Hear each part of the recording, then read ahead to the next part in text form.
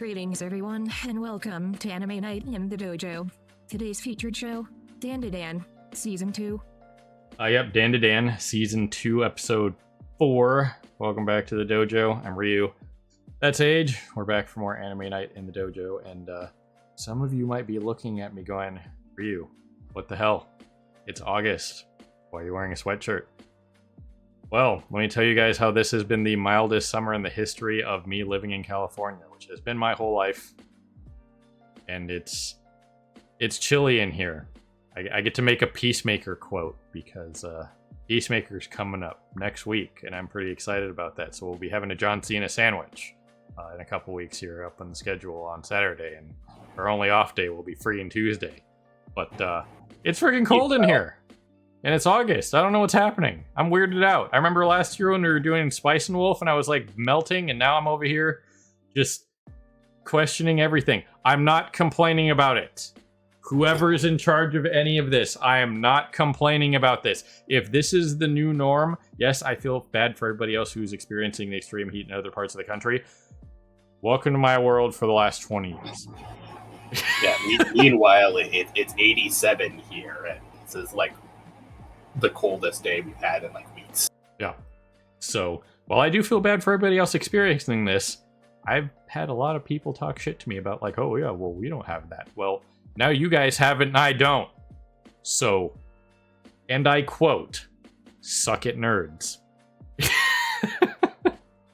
Either way, as for Dan to Dan, last week we had all kinds of ridiculous stuff happen. As per this show, we had Sirius Okaroon. Don't get him in a small confined space because he will just go face.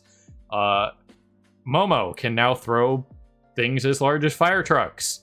And, well, the HOA survived and now the volcano's pissed off at them. So they have a lot of problems. While the worm has been dealt with, we still have to get Gigi's control of his power, which we assume it's gonna be like the bro fist, like, you know, they're gonna like fist bump it and like be like symbiote like relationship with his yokai, I assume. And we still have to get through that, but the major problem now is the local deity is probably now super pissed off, and we're gonna have to deal with that. And hopefully maybe that guy can make a YouTube video about it. Yeah, once again, I assume that the situation here is that the local deity does in fact exist. It's just the worm usurped its position, and now that the worm is finally dead, it is very pissed off that everyone forgot it. Yep. So we're gonna have to deal with that, but I believe we saw Momo's grandma in the like brief little preview that they show. So maybe we'll get some more on her like power and how she can potentially borrow other deities' powers for whatever reasons. But you know, we pretty much shelled that out in the first season, but maybe this is like kind of like a special case scenario kind of deal, since the deity had been usurped and stuff like that and wasn't like actually there. So we'll just have to see what comes of that. But either way, the madness will continue. So I'm ready for this one. So people over on Patreon will get the timer stuff set up for you in a second, and people over on YouTube, we will get the discussion and review for you right after this edit. So if you're looking for the reaction, it's going to be down there in the description and or, in the first pinned comment. So just want to iterate that every once in a while, just in case people are looking for that. So let's push some buttons and see what's up with this week. So here goes something. Well, alrighty then. Just when we thought we saw Momo's greatest power feat to date last week, she just full on, hold my beer, I'm going to like multiply that by like a factor of, I don't know, 1,000, conservatively speaking. The worm's huge, okay? Yeah. So I'm going to say bare minimum a factor of 1,000 when it comes to mass and weight over here. So yes, this was definitely a thing. This episode pretty much had like any and everything that you could have possibly wanted out of like a situation like this. You had the serious bits. We got what the deal was with the priest, Psycho's like disciple, whatever, unsurprising. We got the return of the Yeah, aliens. She probably has more disciples like this all around that minor shrines and stuff like that. Right. So that's probably her way of having influence elsewhere. Obviously, she's still a big deal without being able to like borrow the power of the local deity. So she's probably reasonably okay without that power. But still, now that she has other means of combat, such as, you know, Taro, who is now back, because, I mean, if anybody thought he was a one-off character, well, here he is. He's back with Reveille. Yeah. It's a floating platform, working with the aliens, having to scoop up his organs and do a shopping bag. Whatever it takes. Yeah, I mentioned my spoilers before, and that was one thing I didn't really even consider as a spoiler, but technically, yeah, probably was spoiled for me, was the fact that I knew Taro was going to be a recurring character, and that he actually is fairly significant later on. Right.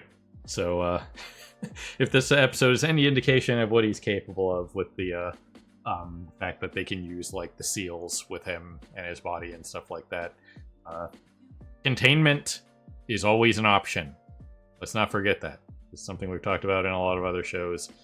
Containment is always an option, and that's what they did here with Gigi.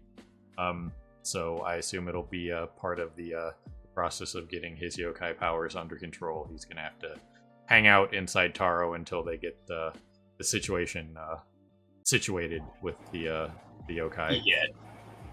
Yeah, like for Ira, she didn't really have to compete for her powers because, you know, her yokai was already defeated. Yep. But we're probably going to run into basically the same situation here as like we did with Okaroon initially, where he's going to have to spend a bunch of time at the shrine while the grandmother works on like containing the evil eye. Right. So it'll be interesting to see how they handle that, because it's I assume, based on where the evil eye came from, that it's going to be more of like a symbiosis relationship. Like, hey, you know, you need to chill out. We're going to go and, you know, do all the things that you wanted to do and like help people and stuff like that. Because the evil eye spirit came from a kid that just, you know, wanted to play with the other kids and was legitimately trying to help other children and was getting screwed over by the worm. So, once it's calmed down, he'll probably come around and become while he'll still be a yokai, it won't be like super, like, just malevolent. So it'll probably just be one of those situations where he can like lend his power kind of deal. So yeah, it'll probably be a bit of a back and forth. Once again, he is an evil spirit, but also, once again, we got his backstory, so we know he isn't entirely evil. yeah. Like, even Turbo Granny is an evil spirit, but she still is capable of being reasoned with. Right. And even like her backstory had to do with something that was technically tragic. So it's once again, with most yokai and just evil entities in Japanese mythology in general, pretty much are always the result of a tragedy of some sort. That's just a big part of their culture, right, and their mythology. So I landed on part of the madness here. So if anybody thought that was a legit background soundtrack and you couldn't put it together that it was freaking the kid,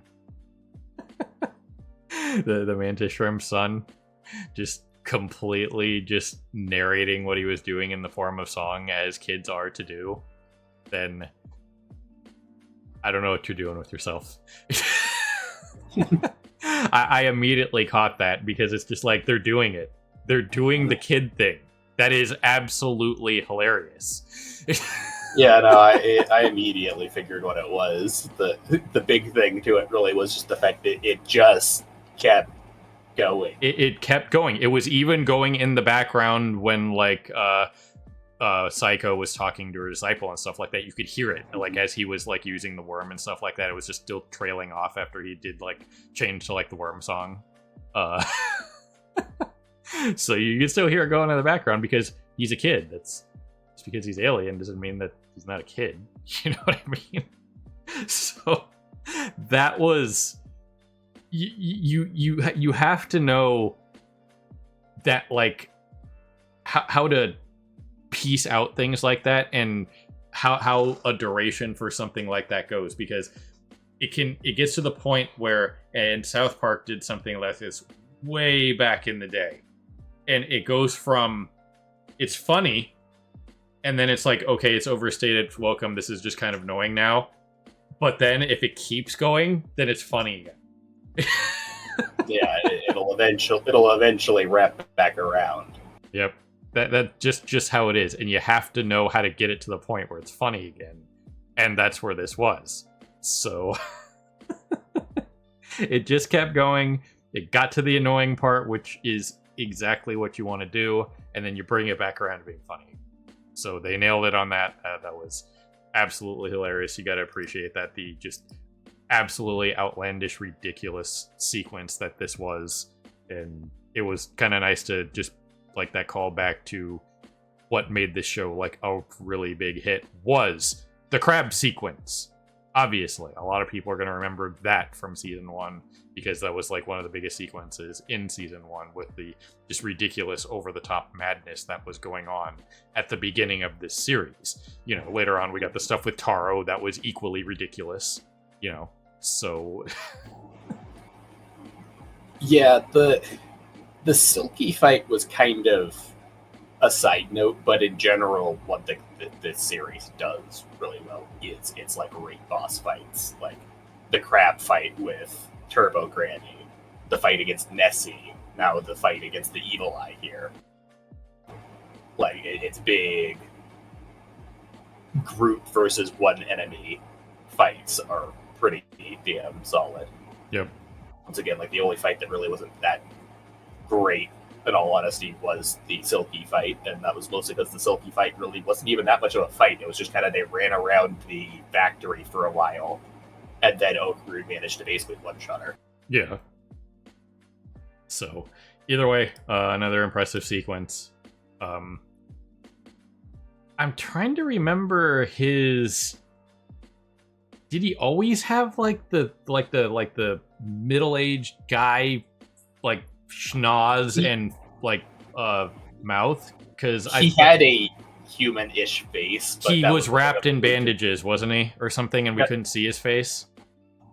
That was what I was gonna say. Is he has changed. He's shorter and he's a lot stockier now. Like in general, it looks like he's basically been dadified. Yeah. Where like now he has the dad bod, whereas before he was like super fit and very fighter. Yeah. Because he was basically being worked to the bone, being a fighter for whatever alien organization is that's targeting Okarun and Momo.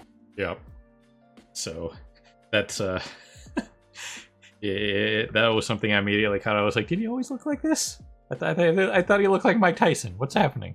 Yeah, no, he was taller and a lot more muscular before, but yeah, now it seems like he's been being a bit lazy and put on a bunch of weight, but he's still a mantis shrimp, so he can still punch a house. Yeah, and get him in water, and you could do even more. So I'm sure it'll be fine. It'll be interesting to see if he's more of a recurring character as well, because that weird triangle that we have going on with the different factions. It'd be kind of important to have like and it was already established that he said he would always help them no matter what, because he's literally, you know, they literally saved his life by giving him a cow, because that's their They blood, saved his apparently. life. Yeah, they saved his life from the overlords, and then they gave him a cow to go save his kid's life, because his kid has like the rare condition where they like have to keep cycling his blood out every like twice a month. Yeah, they basically just have to get like a blood transfusion constantly. So, Which is why he was stuck working for the aliens. Yep. And being like basically slave labor exploited by them. right? Because at some point, those aliens are going to come back. You know what I mean? Yeah, there's still like the overarching villains we have of the series, but we kind of have to like establish the team power dynamic to, you know, whatever. You could probably see those aliens as kind of probably like an initial scout group, and then they'll probably send more later to escalate the situation. Yeah. So either way, another big thing to kind of come out of this episode is overtaxing power. So we haven't seen like Momo overtaxing her power before, which, let's face it, she went from launching herself out of a couch to the Crunchyroll player screwing us over to throwing a fire truck to then picking up the giant worm. So that's a massive spike in just strain on her power. You know what I mean? We have seen her overexert herself, but it's been the thing of just like she overexerts herself and then she passes out. Yeah. We haven't seen her get to this point of exhaustion to where like she's still running on the adrenaline and not passed out, but she just literally cannot use her powers anymore. She has used them to the point of exhaustion. Right. Because once again, her power is the weird one, which it doesn't fall into any category that we've established. So we don't know what's going on with it, like what fuels it, what the limit is, kind of deal.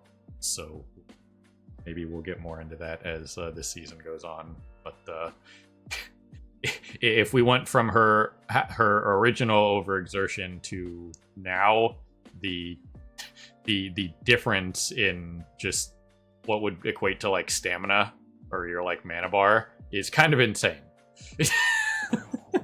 Yeah, she has improved the most out of any of the characters so far. Granted, we haven't seen Ira since the Battle with Nessie, and that was basically her first fight. But, like, she has just, Momo has just constantly been getting stronger the entire series, whereas, like, Okaru's been kind of peaks and valleys of, like, he, from the beginning, was very strong. But then he kind of plateaus for a while, and then he manages to break a limit again, and then he plateaus for a while, whereas Momo has just been consistently getting stronger every time she has to use her powers. Right. So it'll be interesting to hopefully dive more into that and what's going on with her. I'm sure like Psycho or something will have like some thoughts on the situation, because once again, she understands how Momo's powers work, but she doesn't really know what the deal is with them. You know what I mean? Like, we get it, you can move stuff with telekinesis, basically, but I don't know what's going on with this. It's not like my god power. Yeah, she understands the, like, function of her power, but she doesn't understand how it works at all. Like, once again, like, her initial response to Momo showing off the powers was basically going, oh, gross, that's weird. Yeah, pretty much.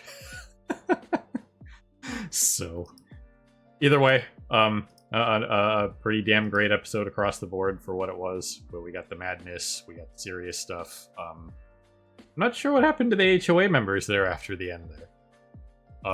They kind of just like poofed. I don't know what happened. They were there, they were fighting the raid boss with Momo, and then the spaceship showed up and derailed the episode. Yeah, last we saw the like cult leader chick got like smacked out of the fight by Gigi, and then we just never saw her come back. Yeah. So, all right, they're not important anymore. We they had to exit stage left so that, you know, the alien and Sun and Psycho and Taro could come down and, you know, take their place. Gotta tag in the better members of your raid team, I guess. Yeah, first team just wasn't cutting it, had to tag in the bench. Pretty much. So, I did mention it in the reaction as well, was Worm Goo beats Lava. Sure. Whatever. Yeah, we were talking about the whole thing of, like, using water to suppress lava. Like, lava is so hot that, generally speaking, the majority of the water will just evaporate before it even hits the lava. Yep. So generally speaking, water doesn't really work. Like at most, you might manage to do is cool off a small section of it, which will, at best, hopefully divert some of the lava flow. But generally speaking, it'll just flow over the cold stuff and end up reheating it back up. Right.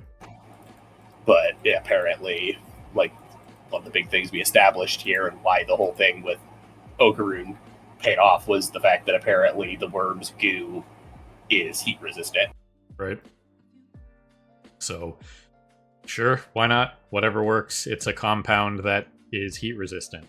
There's no real reason to go into it. It's just how it is. Does it make any kind of sense? Not really, but doesn't matter. I mean, there are certain, like, bodily excretions from various beings out there that can do weird things. Look at spider silk, for example. It's crazy. Super just useful in just a lot of, like, major textiles and hardening things and Kevlar, stuff like that. So yeah, there are a number of different spider silks that it's like the Darwin spider, Black Widows, and there's like 2 other ones that are like orb weaver spiders that like their spider silk is one of the strongest like natural substances that we know of. The problem is just actually getting a significant enough amount of it to actually do anything with. right. Just, you know, not a lot of supply of that kind of stuff. You know what I mean?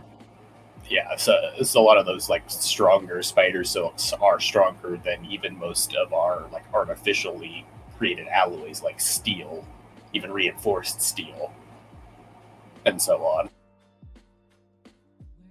So either way, again, solid enough episode. It had the madness, which was great. Gotta appreciate that. And then obviously, you know, the relationship has to move forward. It'll happen at its own pace, but it's obvious where this is going. And it's not going to be one of those will they or won't they situations. It's pretty obvious. So it's really not going to be that big of a, like, oh man, is this going to happen? Is there going to be like a love? No. Just the way this whole series starts is they've just kind of like developed the relationship over the just like trial by fire kind of deal, and by all the crazy stuff that they've gone through, that just that's how the relationship is going to be, and it's going to develop based on the fact that they're always there for each other, trying to help each other, that kind of deal, you know. And Okaroon basically sacrificed himself to save Momo's life here, so he RNG'd out with worm goo, but you know, obviously she cares about him, and vice versa. So that's just well, he RNG'd out because once again he went to go save Turbo Granny, and therefore he got lucky. Yeah. So again, the luck worked for him in that case, which again, it has now been established that Turbo Granny's luck works for whoever's in the vicinity. It's not exclusive to them. Yeah. But since they were the only ones in the vicinity, who the hell else was it going to work for? The lava? Yeah. I assume it has to be a sentient being that it works for. Yeah. But yeah, no, Okaroon and Momo relationship is... It's very unlikely that they're going to do anything different with it. It's probably just going to be a long-burn relationship through it. The only real question is basically just going to be what is going to happen with Gigi and Ira, because they're both, you know, Gigi is a secondary love interest for Momo and Ira is for Okaroon, which it's very unlikely that either of them actually end up winning out. It probably is just going to be Momo and Okaroon, but what happens to the two of them? Yep. So I'm sure there'll be a reasonable amount of love square, rhombus, parabola of mystery, whatever it is. But yeah, it's pretty obvious where this is going, and it's how it would generally work. Like if characters are stuck in a situation like this, it's obviously feelings are gonna, you know, develop, and that's how it's gonna be. So either way, going forward, we finally wrap this up, and we'll probably have the like pseudo wrap up episode for getting Gigi's stuff under control, and then moving on to whatever the next thing is, presumably going back to looking for Okarun's other ball. So Yeah, I imagine the next episode is going to be just kind of a wind down from this story arc and a lead into the next one, where we're going to have get Gigi's yokai under control and like establish what's going to be going on with like Taro and the Mantis Shrimp and stuff like that going forward. Like set them up as proper cast within the shrine. Yep. So either way, again, solid episode. We got the relationship with Psycho and her disciple. Potentially there might be more out there, just based on various factors. So we'll just have to see if that comes up in the future. And nice to see the gang getting together. So just have to see where it goes from here. But gotta appreciate the madness that was this episode. So, anything else, Age? Like the fact that the priest guy was in fact the disciple, and that there wasn't any god shenanigans in play here, does imply that there is just no god in this area.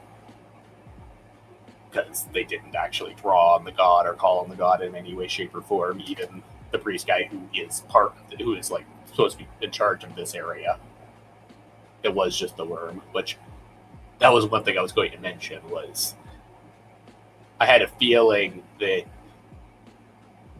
the bathhouse situation was supposed to be setting up for something. It wasn't just supposed to be some like random one-off scene, and essentially that's what it came down to. It was just a coincidental time frame of the volcano going off shortly after the worm died. The whole thing was actually the volcano went off because of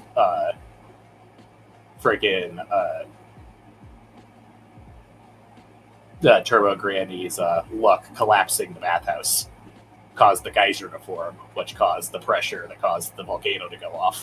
Right. Classic geology, right?